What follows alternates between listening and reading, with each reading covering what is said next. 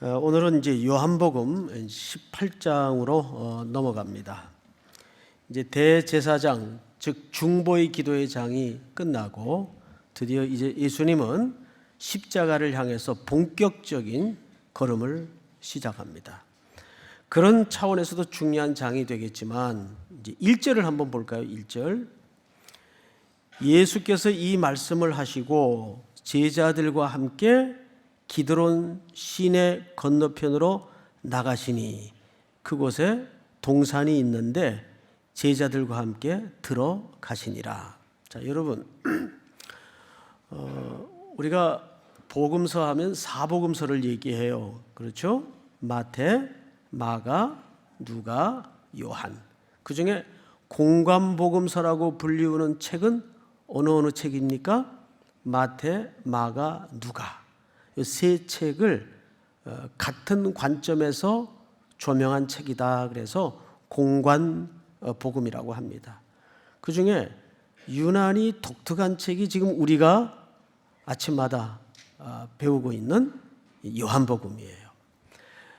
그러고 보니까 요한복음의 기술과 공관복음의 기술이 사뭇 차이가 나는데 그 차이는 사실 그냥 다르게 봤다는 정도가 아니라 굉장히 중요한 의도와 의미를 담고 있습니다. 우선 공관복음에는 이 장소를 겟세마네, 또 어떤 책에서는 감람산, 또 어떤 책에서는 겟세마네 동산, 주로 이렇게 표현을 하는데 요한만은 일체 수식어를 다 또는 고유명사를 생략하고 단순하게 동산이라고 표시를 했어요. 동산. 그렇죠, 여러분? 1절 하반절에 보니까 그곳에 동산이 있는데 이렇게 되어 있어요. 동산이 있는데 이게 그냥 수식어를 안 한 정도의 의미가 아니고 여기에는 굉장히 중요한 요한이 담아내고 싶은 의도가 깔려 있단 말이에요. 분명히 겟세마네라는 이름도 있고 또 어떤 경우에는 감람산이라고 불리우기도 하는데 왜 기술을 할 때 그냥 동산이라고 표현을 했을까? 여기에는 조금 구속사적인 넓은 이유가 있습니다. 우리 창세기 2장을 한번 띄워주실까요? 여호와 하나님이 땅의 흙으로 사람을 창조하세요. 생기를 그 코에 불어넣으시니 사람이 생명이 되었다. 드디어 하나님께서 사람을 만드셨어요.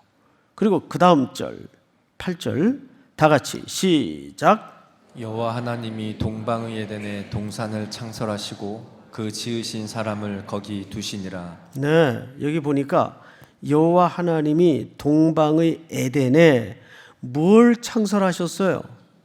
네, 독특한 표현을 쓰셨죠? 에덴에 동산을 창설하셨어요. 동산을. 여러분, 이 동산은 아주 중요한 의미가 있는데 이 동산이라는 단어가 오늘 요한복음 18장에 등장을 합니다. 그러면 이 동산에서 하나님은 최초의 인류를 두시고 완전한 환경에서 거기에서 주님과 즉 하나님과 관계하면서 가장 행복하게 살도록 두신 곳이 바로 이 동산입니다. 근데 여기서 뭐가 일어나요? 타락이 일어나고 하나님을 향한 거역이 일어나요. 그래서 그들과 하나님 사이에 뭐가 깨집니까? 관계가 끊어져요.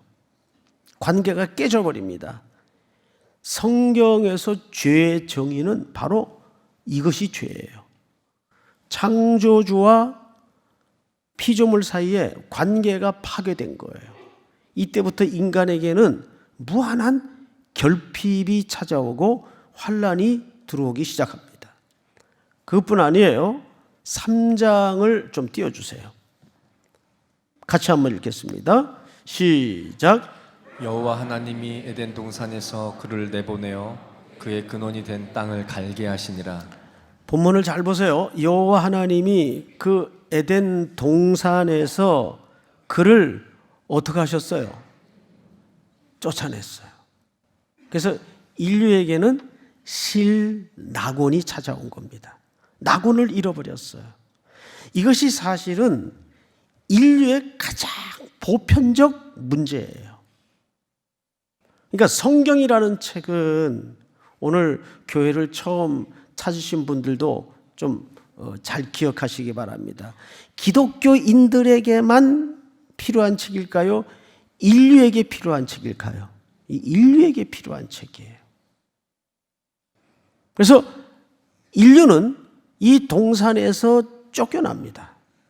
그때부터 고단한 인생이 시작이 돼요.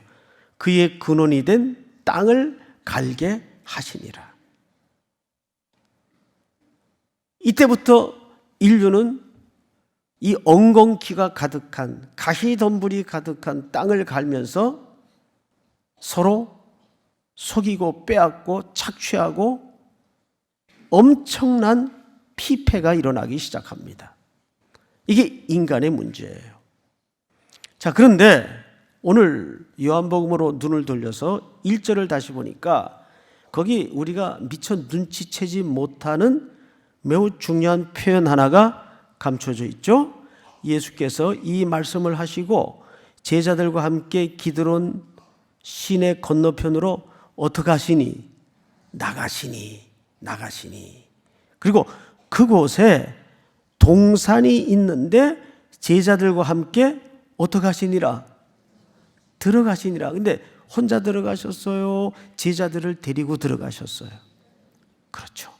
제자들을 데리고 동산으로 들어가십니다. 예수와 함께 아니면 이 동산에 들어갈 수가 없어요. 이 동산은 바로 창세기의 인류가 하나님께 범죄해서 쫓겨났던 그 동산을 상징하는 중요한 모티브가 담겨져 있습니다. 근데 이 동산에 예수님이 지금 들어가세요. 할렐루야. 이 제자는 누굴까요?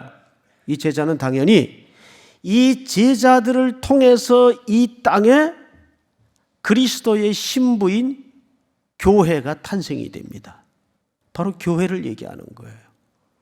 오늘날 우리 모임을 얘기하는 겁니다. 믿습니까? 우리는 이 동산에 들어갈 공로가 없지만 지금 누구를 붙쫓아? 예수님을 붙쫓아 이 동산으로 회복을 위해서 들어가시는 겁니다. 예수님은 바로 이 회복을 위해서 이 땅에 오신 것이죠. 믿습니까? 자, 그러면 이제 다음 절을 좀 보십시다. 2절. 그곳은 가끔 예수께서 제자들과 모이시는 곳이므로 예수를 파는 누구도 유다도 그곳을 알더라. 여러분 앞을 잠깐 보실까요?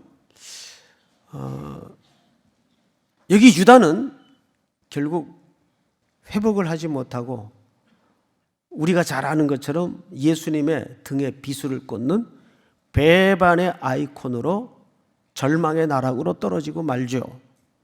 이 유다가 갖는 그림은 뭘까요? 첫 인류인 아담의 실패를 암시하고 있어요. 첫 아담은 그렇게 동산에서 쫓겨나 죽음을 맞이하게 됩니다. 그것은 또 다른 유다가 아니라 바로 우리의 그림이었어요. 유다는 결국 그렇게 회복을 하지 못하고 죽습니다. 그런데 예수님은 그 첫 아담을 대신해서 무슨 아담으로 오셨어요? 둘째 아담이자 마지막 아담으로 오셨어요. 예수님은 둘째 아담 또는 마지막 아담이라고 설명하는 겁니다. 마지막 아담으로 그것을 회복하기 위해서 이 땅에 오신 거예요. 자, 그런데 유다가 3절 볼까요? 군대와 대제사장들과 바리새인들에게서 얻은 아랫사람들을 데리고 등과 횃불과 무기를 가지고 그리로 오는지라 이렇게 되어 있습니다. 아마도 빌라도에게 로마 정부 당국에게 군대를 좀 빌렸던 것 같아요. 왜냐하면 예수님에게도 그들 눈에 볼 때는 조직이 있었어요. 뭐 엉터리 같이 보였어도 따라다니는 무리들이 있었기 때문에 홍모를 일들을 대비하기 위해서 여러 아랫사람들을 불러 모아서 군대를 동원해서 이 동산으로 지금 오고 있습니다. 유다가. 근데 오고 있는 것도 중요한 발자국이지만은 이들이 지금 무엇을 가지고 옵니까? 등과 횃불과 무기를 가지고 와요. 여러분, 이 중에서 무기는 당연히 살해하거나 체포할 위협의 용도로 가지고 왔겠지만 등과 횃불은 뭐 하는 데 쓰는 겁니까? 등과 횃불은 뭐 하는 데 쓰는 겁니까? 어둠을 밝히는 데 써요. 지금 이 시기는 하루 중 밤이에요. 굉장히 깊은 밤입니다. 깜깜해요. 게다가 이곳은 동산이에요. 당시 무슨 가로등이 있었겠습니까? 칠흑 같은 밤, 한 발자국도 앞을 예측하거나 내다볼 수 없는 컴컴함 속에 이들은 등과 횃불을 들고 무기를 찬 채 오고 있어요. 근데 이 등과 횃불의 용도가 뭐라 그랬죠? 어둠을 밝히는 거라 그랬어요. 근데 정작 그 작은 빛으로 절대 빛이신 예수님을 잡으러 지금 이들은 오고 있어요. 여러분, 이게 인류의 아이러니예요. 그들은 훅 불거나 일시적인 빛에 해당하는 꺼질 수밖에 없는 그 횃불을 등을 들고 어둠을 헤쳐가면서 진리의 영원한 꺼지지 않는 빛을 잡겠다고 지금 오고 있어요. 이것이 인간의 무지요 어리석음입니다. 믿습니까, 여러분? 우리는 저마다 그 등을 든 사람은 아닙니까? 그 횃불을 든 사람은 아닙니까? 자, 그런데 그 다음 절을 좀 볼까요? 아주 중요한 대화가 이제 양자간에 이루어지죠. 4절 한번 같이 읽읍시다. 시작. 예수께서 그 당할 일을 다 아시고 나아가 이르시되 너희가 누구를 찾느냐? 자, 예수님이 이미 이 순간을 다 알고 계셨어요. 너희가 누구를 찾느냐? 이제 다가온 무리에게 물었겠죠? 그러니까 이 사람들이 이렇게 대답을 합니다. 5절 눈으로 한번 글을 보십시오. 성경을. 대답하되 나사렛 예수라 하거늘 이르시되 내가 그니라 하시니라. 앞을 보십시다. 사실상 이 대화는 오늘 스토리의 절정입니다. 그래서 여러분 유난히 좀 신경을 쓰고 잘 들으셔야 돼요. 누구를 찾느냐 그랬어요. 누구를 찾느냐. 이건 굉장히 큰 질문이에요. 지금 작은 빛을 들고 절대 빛이신 예수님을 찾겠다고 그 어둠을 더듬어 가면서 와요. 그러자 예수님이 물으신 거예요. 누구를 찾느냐? 누구를 찾느냐? 이 예배 자리에는 아마 다양한 사정과 사연을 가지고 입장에서 와 앉아 계신 분들이 많습니다. 오늘 예수님께서 여러분들에게 똑같은 질문을 한다고 생각을 해보십시오. 누구를 찾습니까? 아니, 조금 더 그걸 범주를 넓혀서 무엇을 찾으러 오셨습니까? 똑같은 질문이에요. 너희가 누구를 찾느냐? 무엇을 찾고 계십니까? 그러자 이 무리들이 아주 독특한 표현을 하나 써요. 나사렛 예수니라. 나사렛 예수니라.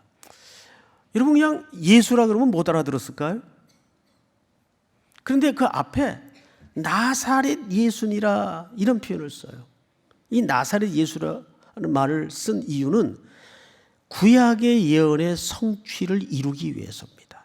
자, 여러분 우리 마태복음 2장을 한번 띄워주실까요? 마태복음 2장 23절 다 같이 시작. 나사렛이란 동네에 가서 사니 이는 선지자로 하신 말씀에 나사렛 사람이라 칭하리라 하심을 이루려 함이로라. 네. 근데 여러분 구약에는 이게 이제 구약의 글을 인용한 건데 어쩌죠? 구약에는 나사렛 동네가 없어요.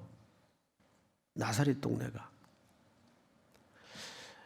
나사렛이라는 말에 어근은 있습니다. 우리 이사야서 11장 1절을 마저 띄워주실까요?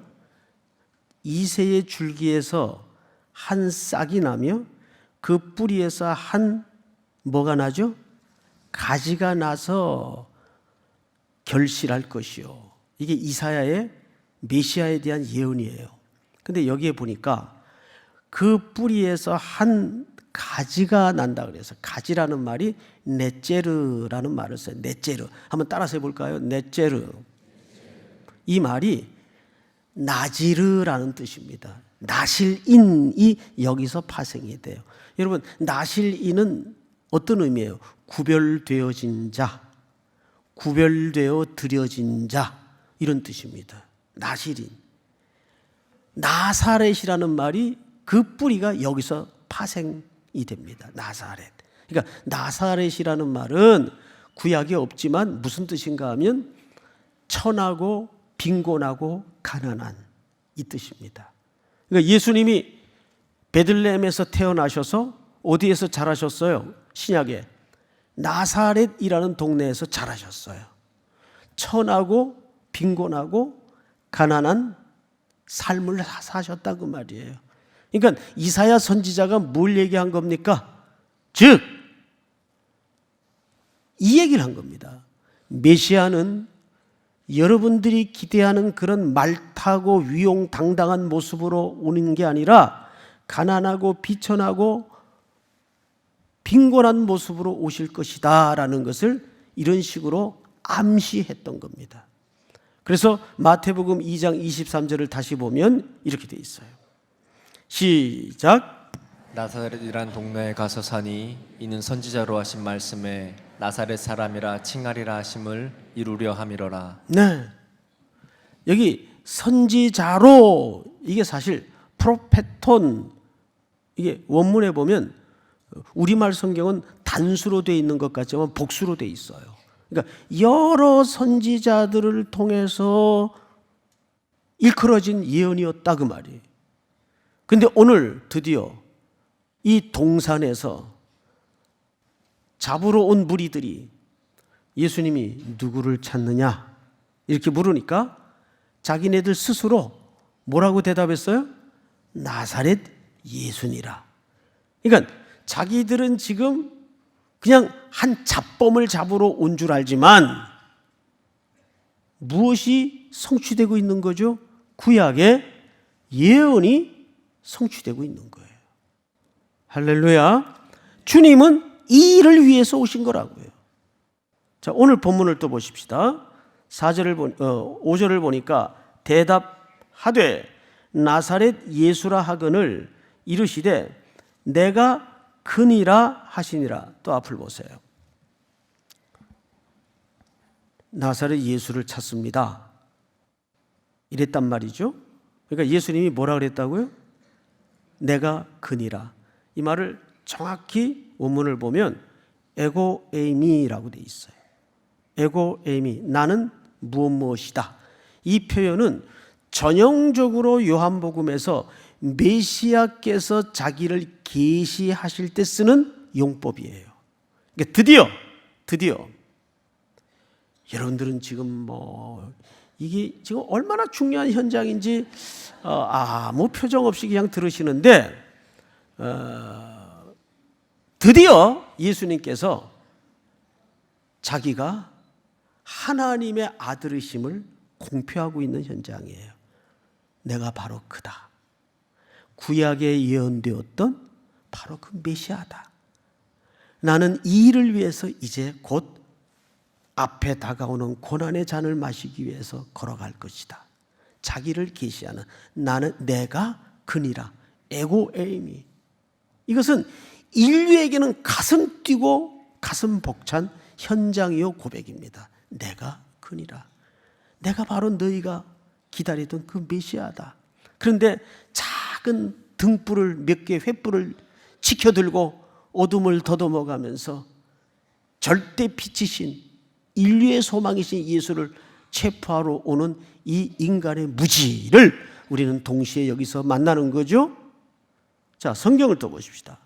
6절 같이 한번 읽겠습니다. 시작. 예수께서 그들에게 내가 그니라 하실 때 그들이 물러가서 땅에 엎드러지는지라. 이게 이제 개역개정의 번역이 좀 아쉬운 게 이 부분인데, 땅에 엎드러졌다 그러니까 막 경배하는 것처럼 이렇게 했다는 말이 아니에요. 이 말을 원문에 가깝게 번역된 두 번역만 소개를 할 텐데, 우선 표준 세 번역 하나를 좀 띄워주실까요? 한번 같이 읽읍시다. 시작. 예수께서 그들에게 내가 그 사람이다 하고 말씀하시니 그들은 뒤로 물러나서 땅에 쓰러졌다. 그렇죠. 예수께서 그들에게 내가 그 사람이다, 에고 에이미라고 말씀하시니까 그들은 뒤로 몇 걸음 물러나다가 땅에 쓰러진 겁니다. 핍토, 이게 떨어졌다 그 말이에요. 정확하게 유두고가 창에 걸터 앉았다가 땅에 떨어지죠. 그때도 핍토라는 말을 써요. 자, 그런데 번역 성경 하나를 더 읽어드릴게요. 예수께서 내가 그 사람이다라고 말씀하셨을 때 그들은 뒷걸음 치다가 땅에 자빠졌다, 넘어졌다 그 말이에요. 그러니까 이 말은 엎드려 경배한다는 그런 의미가 절대 아닙니다. 자, 성경을 또 보십시다. 6절 땅에 엎드러지니라. 7절 이에 다시 누구를 찾느냐고 물으신데 그들이 말하되 나사렛 예수라 하거늘. 8절 다 같이 읽겠습니다. 시작. 예수께서 대답하시되 너희에게 내가 그니라 하였으니 나를 찾거든 이 사람들이 가는 것을 용납하라 하시니. 여러분, 이 8절에 보시면 참 눈물겨운 예수님의 중심과 우리를 향한 애잔한 사랑을 확인할 수가 있어요. 이렇게 얘기하신 거예요. 예수께서 대답하시되 너희에게 내가 그니라 하였으니, 나를 찾는 목적이 성취됐다면 이 제자들은 집으로 가도록 그냥 둬라. 나만 체포하고 내 제자들은 건드리지 마라, 그 뜻이에요. 여러분, 요한복음 13장에서 찾지 마십시오. 13장에서 제자들의 발을 한 명 한 명 씻겨 나가실 때 예수님이 뭐라 그랬어요? 자기 사람들을 사랑하시되 어떻게 사랑하신다 그랬어요? 끝까지 사랑하시니라. 믿습니까? 끝까지 사랑하시니라. 그래서 자기 등에 비수를 꽂았던, 저주하며 욕하며 배반했던 베드로마저도 낙향한 고향 땅까지 쫓아가서 사도직을 회복하시지 않습니까? 자, 그런데 여기 더 중요한 커다란 문제 하나가 마지막에 걸쳐 있어요. 우리 아까 창세기 2장 27절을 한번 다시 확인을 해보십시다. 여호와 하나님이 땅의 흙으로 사람을 지으시고 생기를 그 코에 불어넣으셨다 그랬어요. 그러자 뭐가 됐다고요? 사람이 이제 온전한 사람이 되었다 그 말이에요. 하나님의 형상을 입은 온전한 사람이 되었다 그 말이에요. 하나님이 숨을 쉬는 장면이 여기가 첫 번째 장면입니다. 성경 전체에서 딱 두 군데 등장을 해요. 두 군데. 어디 한번 또 등장할까요? 여기 말고 요한복음 20장을 띄워주세요.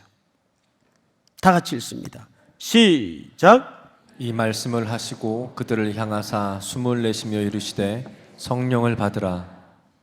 할렐루야.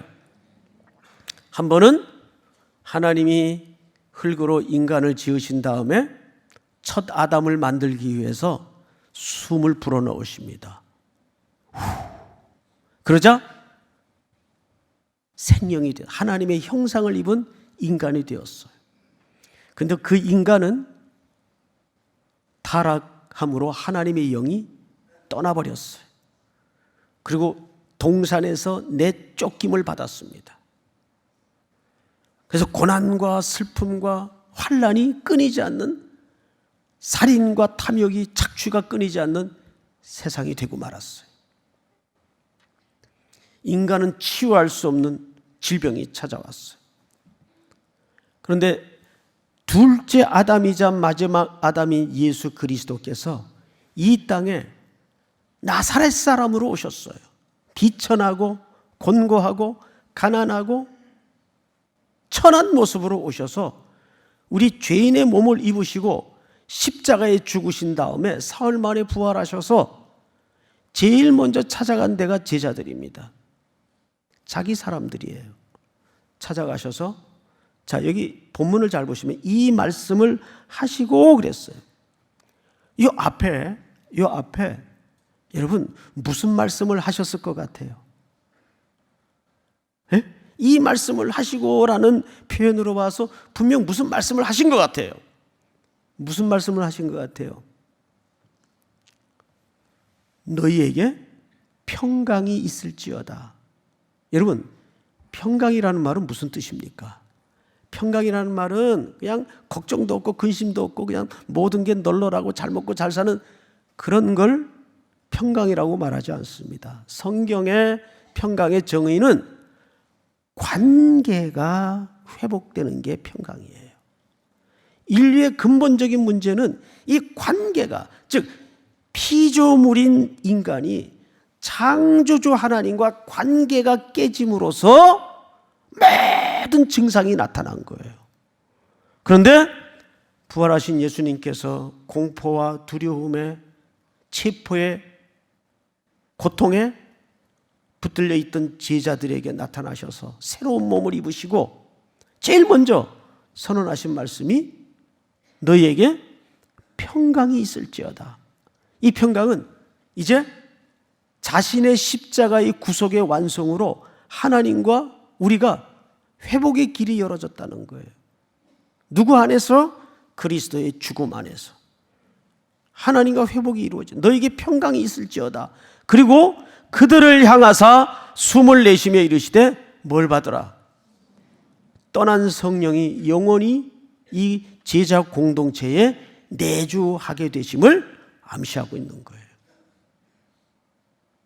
사랑하는 성도 여러분, 오늘 우리는 여기서 몇 가지 기도 제목을 좀 함께 붙들어야 할 것 같아요. 첫째는 이게 하나의 결론입니다. 첫째는 여러분들은, 온 인류는 무흠했던 환경인 하나님의 통치 아래 있어야 했던 동산에서 쫓김을 당한 상태예요.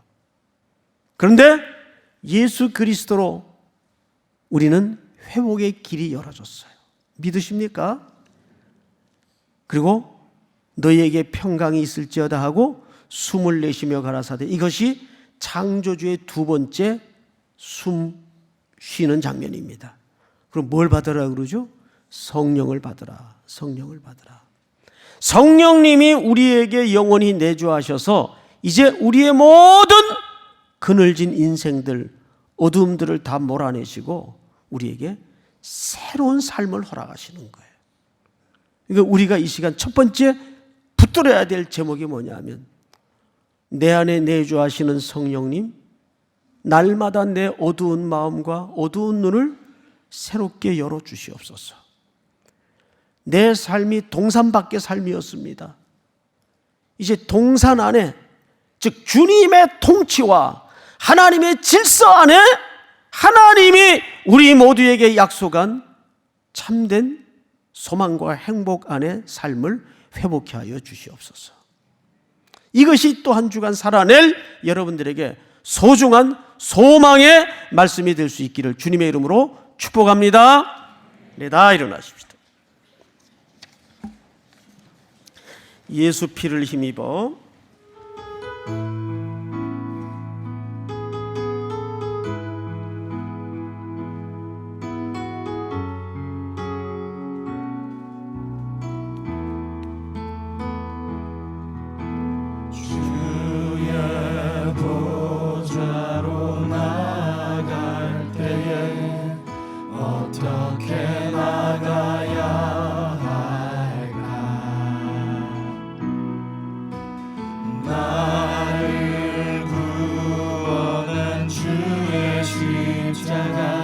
그것을 믿으며 가네.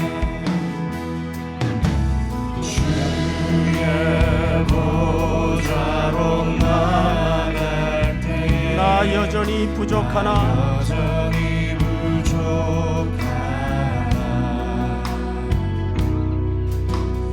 나를 부르신 주의 그 사랑 그것을 믿으며 가네. 자격 없는 내 힘이 아닌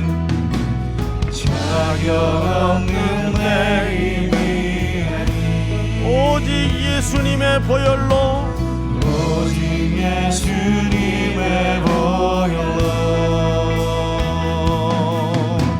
자격 없는 내 힘이 아닌 오직 예수님의 보혈로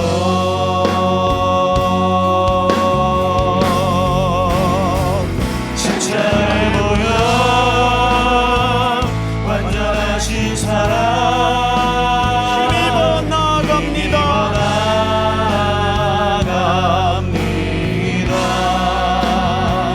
십자가의 보혈 완전하신 사랑 힘입어 예배하라.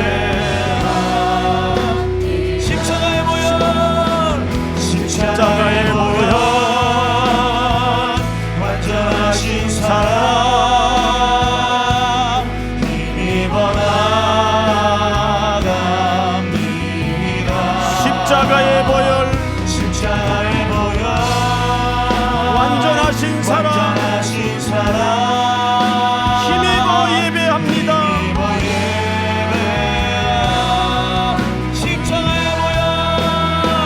십자가의 보혈 완전하신 사랑 힘입어 나아갑니다. 십자가의 보혈 완전하신 사랑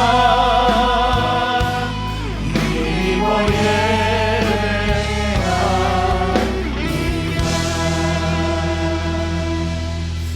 우리 이 시간 한번 눈을 감고 서신 채로 오늘 주신 말씀 안에서 기도 제목을 나누었으면 합니다. 동산에 들어갈 수도 없고 자격도 없는 우리들이지만 예수님께서 십자가 지시고 그 하나님의 통치가 이루어지는 동산으로 우리를 인도하십니다. 이제는 동산 밖의 삶은 늘 비바람이 치고 환난 풍파가 심하며 만지고 누리고 사는데 행복이 없는 삶이었습니다. 십자가의 보혈 그 공로 의지해서 자격 없지만 오늘도 예수님 등에 업혀 그 동산으로 들어가기를 원합니다. 성령님, 내게 이 새로운 깨달음과 은혜를 주시옵소서. 또 자신이 한 주간 살아내야 될 모든 삶의 고단하고 곤핍한 문제를 내려놓고 십자가 밑에 풀어놓고 주여 부른 다음에 소리내어 통성으로 기도합니다. 주여!